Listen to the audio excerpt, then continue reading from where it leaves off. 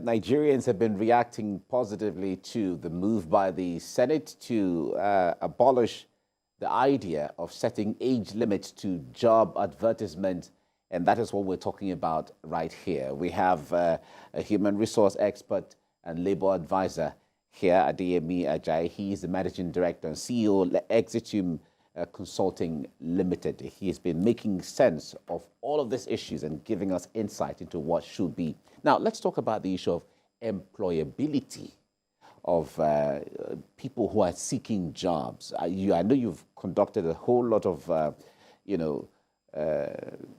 job interviews and so on. Now, some HR experts have from some engagements have said in recent times that when it comes to the quality of those seeking jobs now, as much as a lot of them are tech savvy and all of that, but not so many, when you compare the percentage, have what it takes to run some kind of jobs that they apply for. Speak to us from that window. Yeah, employability index is quite reducing, unfortunately. Why is that? Now, the reason is I think we have more of people who don't understand what job or work or workplace is all about. There are three things: the work, the workplace, and the workforce. Now, if you're bringing people in, one of the things you're looking out in them is the potential they have. I mean, they have the certificates and all that. But even from the place of engagement, you discover that, see, this person has the certificate or certificates, as the case may be, but that mind to understand what workplace is not there. So we have a situation where people, they are buried more in theory more than understanding what workplace should be. Let's go back a little bit. In the 80s, mid-80s and all that, when you're employing someone, there's a dimension of potential and capacity that person will demonstrate. Organizations go to university to get, graduates that time, and they start work even. So, but again, we discover that at some point, even when the graduates come out first class this time around, you just discover that this first class is first class by certificate, not first class by maturity of mind to understand work and workplace. So if you ask me for the solution in order to have this, there should be a proper academy where when people come out, maybe it may form part of the curriculum for the NYSC. When people come out, they should start having a mindset of what work is all about.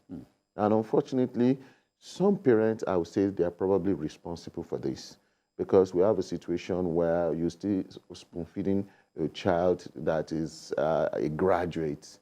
Back in the days when I was in school, I went for my admission. My parents didn't go with me. Exactly. We did the same thing. You just went to school, you get admission, you go. But this time, Mommy and Daddy ended at the level of the secondary school. Exactly. After that time, the university, you do everything yourself. But you just discover that a child who is an undergraduate, the parents take the child to school. This is what you should wear. This is what, and the child is still being babysitted at that age. What do you expect? But we grew into maturity even while in school. Some of us had this entrepreneurial mindset way back in school. We started mingling, working, doing some things. But again, this time around, you see that it's a totally different thing. Maybe one of the things, again, is social media. In our own time, there was nothing like social media. You have to think through of your life in the future. But now, you're there playing, and the meaningful time to be used for some other things, you're not putting them. And I just think this gap, it's there. The intervention should even go back to the school's curriculum. How do you start preparing people to make them ready for workplace? Apart from just teaching theory, how should people fit into workplace? Or basically even the issue of skills. We see our universities also, all about, academic activities and all that. But then there is a gap. There is a need for skilled professionals, or perhaps soft skills. That doesn't appear to be, robustly taught, if at all, in our regular university system, perhaps maybe in the private university system, but in public schools where many of these graduates come from, doesn't that also appear to be a need that should be, worked on moving forward? I agree with you, absolutely. You see, like I mentioned, if you look at the curriculum of these private universities and the government or public universities, there are clear differences. If you go to some of these private universities, they teach them some of these basic skills, communication skills, organizational skills, interpersonal relationship, maybe part of their curriculum or even part of the culture, academic culture that is established for them. So if you see these people coming out, you will see the difference.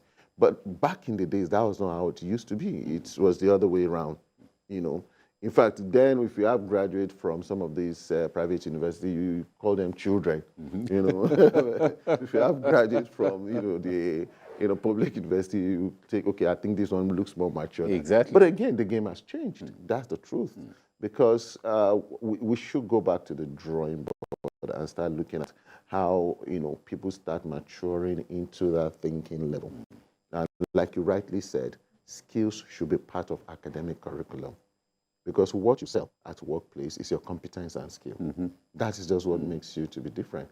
And if it's not there, that gap should be identified. It should form part of curriculum or academy to build people into that.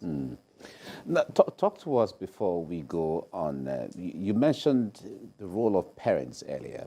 I'd like you to touch it more because the impact of what some parents I see in some engagement, you hear parents, they tend to put pressure on their children in the context of they want their children to graduate at certain age, before they're 20, they should have been this, I want my child to be a medical doctor. And then there is also the issue of enrolling children in special centers for them to pass their exams in a certain way, come up with certain kind of grades.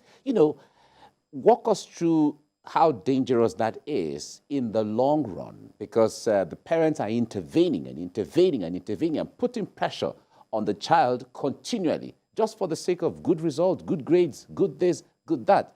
Their intention may be right, it may be good, because every parent will want their children to be better than them, than themselves, and improve on what or who they are, as the case may be. But when the child is not allowed to go through the process, the way it's supposed, even if you fail, let it be. You fail, but you will pick it up from there. But some parents don't even want to hear the name failing an exam, the word failing an exam in the entire space. Okay, I'll tell you this. The intelligence index has shifted. What I mean by that is we have younger people becoming more intelligent than it used to be. But that is on, back end. There is the system that Japan has. In Japan, they believe that the first school you go to is the parent school. And I haven't taken you through that. You can go to the 4 walls of university. They've molded you. So whatever you do, your character has been built. The same thing happens in China. The same thing, even in UK, some people don't get to school until they are 6 years of age. But you see a child of 2 years in crèche, child of 3 years preparing for exam. You see a child of 8 years doing 36 subjects. And for God's sake, the question I keep asking is, what do you want to make of this child? Super genius? And one thing, they become book smart, but not street smart.